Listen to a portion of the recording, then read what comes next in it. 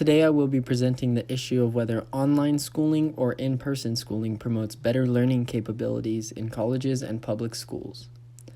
In the following 3 articles, the dispute reveals that both methods of teaching have their benefits, showing that online learning is adaptable to many different students' learning styles, is more convenient for some students, and can improve students' work ethic. On the other hand, in-person learning can be more effective at teaching students mastery, maintaining students' focus, and providing them with help in their classes.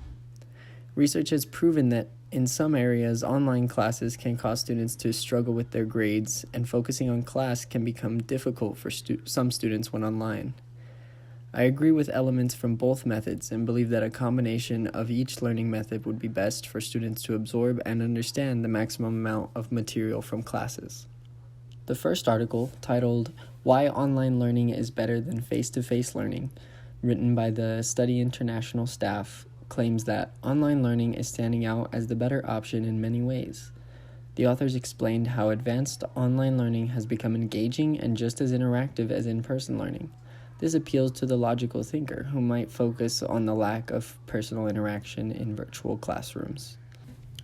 The author also claims that online learning allows students to learn at their own pace and that online classes allow students more time to absorb the material, which is accommodating for students who need more time to process new material. This is a logical appeal for those that are concerned with not being able to keep pace with classes. Another point made in the article is how students of all personality types can thrive online and learn to discipline themselves to do work on time, which prepares them for the real world. Then, to support his claims and build credibility, the author quotes a former graduate student who said that online classes allowed her to perfect her writing and discussions and present them better, which relates to students who are worried about presentations and other in-class things. The second article, How Effective is Online Learning? What the Research Does and Doesn't Tell Us, written by Susanna Loeb, writes that clearly, online time cannot provide many of the informal social interactions students have at school. But how will online courses do in terms of moving student learning forward? Which shows that her main topic is how effective online classes are at teaching. The author then goes on to write how online courses provide opportunities for students. Students in a school that doesn't offer statistics classes may be able to learn statistics with virtual lessons, showing how online classes sometimes benefit students. Then claiming that students who struggle in in-person classes are likely to struggle even more online, but that high-performing students take little notice of the change between online and in-person class. This was discovered from a study the author and her Stanford colleagues conducted on college students. This builds credibility and logically shows one of the drawbacks of online learning to the audience. Then the author explains that the online setting may have more distractions and less oversight, resulting in reduced motivation and focus, which is yet another logical reason to choose in-person classes.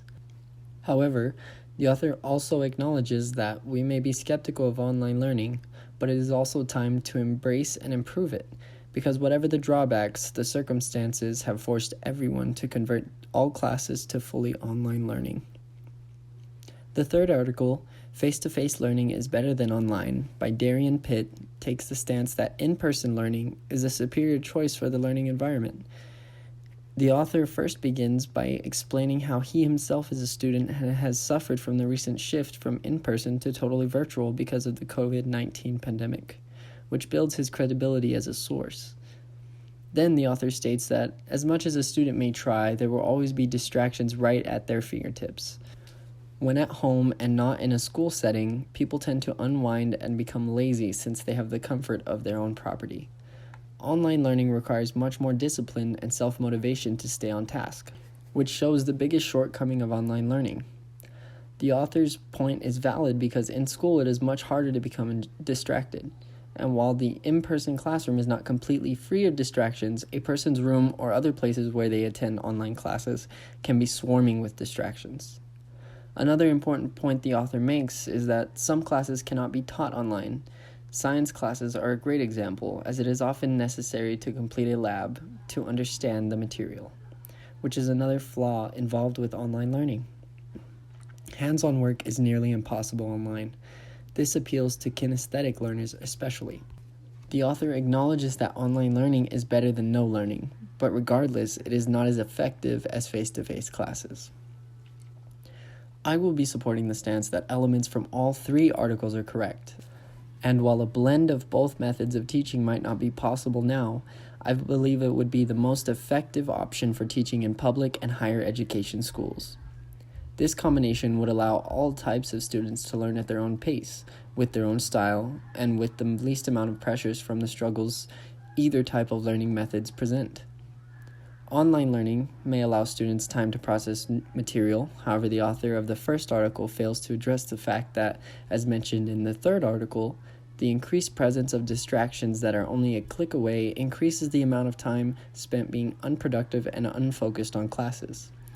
In my own year of online learning, I have found that distractions are present online now more than ever, and with that adding to social media, games, friends, etc., the amount of downtime while trying to be productive and focused grows greatly. However, as the second article points out, online learning can provide some students with classes that would not be available otherwise, and can possibly teach self-discipline to students. I see these as the positive effects of online learning, because a class with distractions is still an opportunity to learn and discipline yourself. On the other hand, some classes cannot be taken online. Chemistry, physics, and others require labs to be in person, and many students do not yet have the knowledge to discipline themselves to do their work on time. In my experience, the best classes have been able to combine the face-to-face and online learning benefits, such as a class that has in-person meeting times as well as a recorded lecture so that people can engage in class, focus, and receive the teaching from a professor, while they also can watch the lecture over again to further their processing of the material if they need it. Tutors could also benefit from recorded lectures, as a student who has a question but cannot contact the teacher could show the tutor a lecture in which they are confused, and the tutor would have more context and preparation to help the student. In conclusion, the best way to conduct classes would be a combination of online and face-to-face classes. One where students can engage and focus without distractions, but also work at their own pace and be able to review lectures. The classes should also provide opportunities for online classes that might not be possible elsewhere. They should teach self-discipline, but also have oversight from a teacher who can encourage students to stay on track with their work. While all of this is easier said than done, I believe that better cooperation and communication between teachers, students, and institutions will allow for the best possible learning environment to be created. Thank you.